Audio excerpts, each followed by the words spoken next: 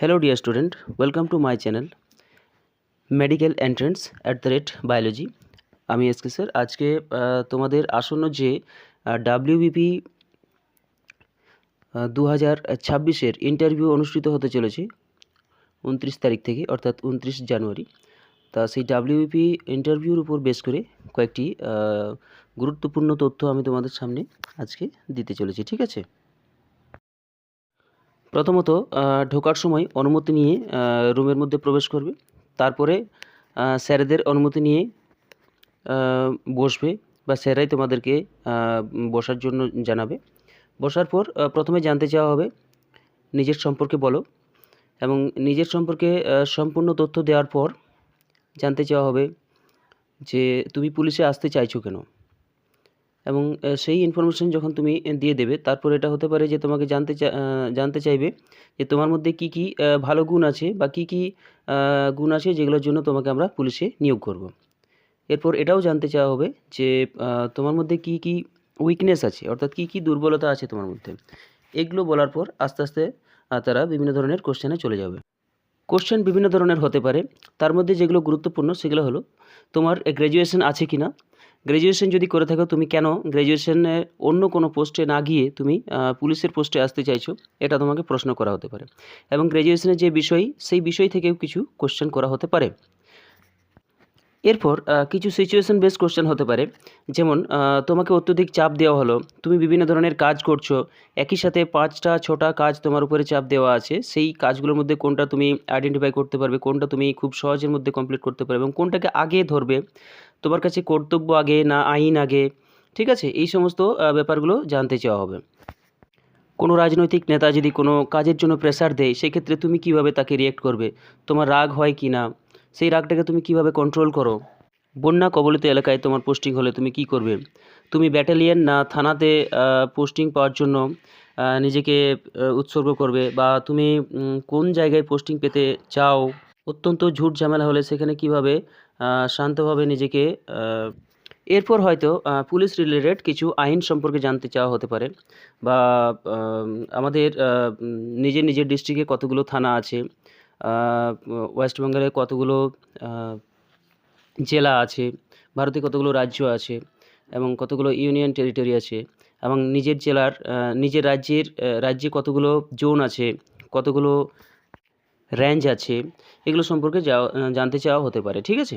এরপর নিজের জেলার এসপি কে আছে, ডিএম কে আছে, বা বিডিও সাহেব কে আছেন, এমএলএ, এমপি, লোকসভার সিট, বিধানসভার সিট, এই সমস্ত বিষয়গুলো জানতে চাওয়া হতে পারে।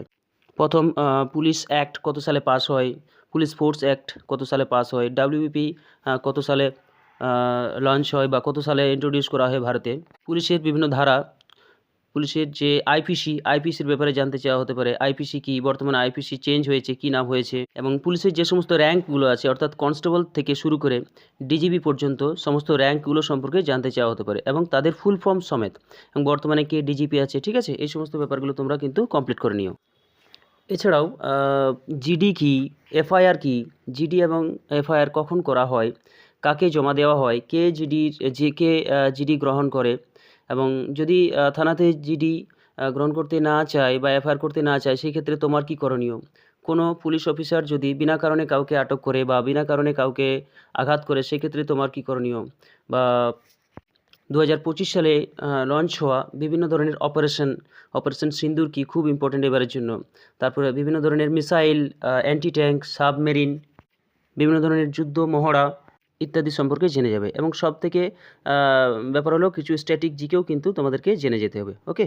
এরপর এখন বর্তমানে ডিফেন্স রিলেটেড যে সমস্ত পোস্টগুলো আছে, তাদের হেড কে আছে, অর্থাৎ আর্মি চিফ কে আছে, এয়ারফোর্স চিফ কে আছে, নেভাল চিফ কে আছে, সিডিএস কে আছে, তারপর ডিফেন্স মিনিস্টার, রাষ্ট্রপতি, উপরাষ্ট্রপতি, প্রধানমন্ত্রী,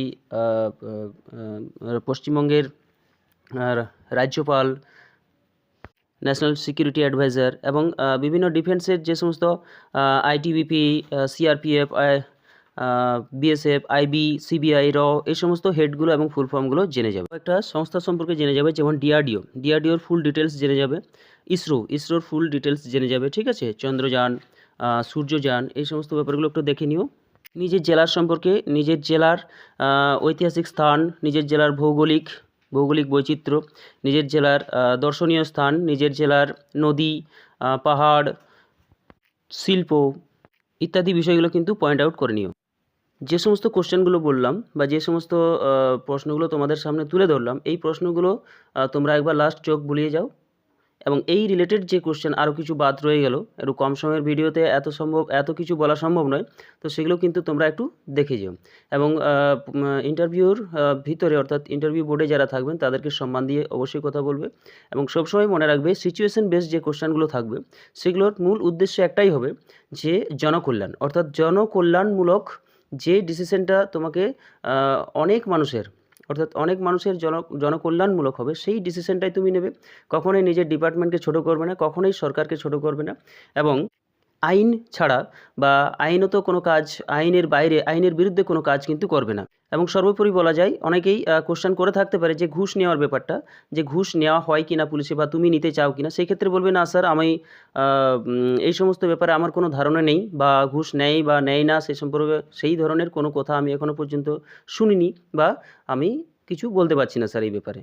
ওটা থেকে এড়িয়ে যাবে। এবং এটাও জানতে চাওয়া হতে পারে তোমার হবি কী। হবির ব্যাপারে সাধারণ একটা ভালো গার্ডেনিং বা প্লান্টেশন এই ধরনের কিছু একটা হবি কিন্তু রেডি করে যেও, যাদের ক্ষেত্রে হবি কিছু নেই। তো বেস্ট অফ লাক স্টুডেন্ট। চলো, ইন্টারভিউ ভালো হোক, এবং চ্যানেলটি যদি ভালো লেগে থাকে, এবং যদি আরও নতুন কিছু ভিডিও তোমরা পেতে চাও, অবশ্যই লাইক, শেয়ার এবং সাবস্ক্রাইব করে দিও। ঠিক আছে, চলো, ধন্যবাদ।